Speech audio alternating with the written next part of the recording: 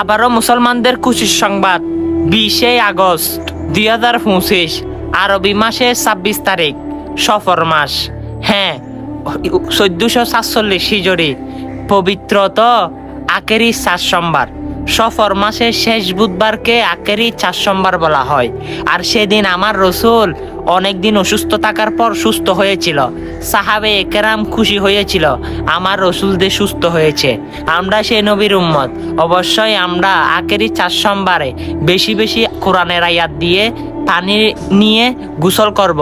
আর আপনাদের মসজিদের ইমাম কিন্তু খাওয়ার জন্য এবং গোসল করার জন্য কোরআন থেকে কিছু আয়াত্রীকে আপনাদেরকে পানি দিবে। পানিগুলো সংগ্রহ করবেন এবং পানিগুলো খাবেন এবং কিছু পানি দিয়ে গোসল করবেন।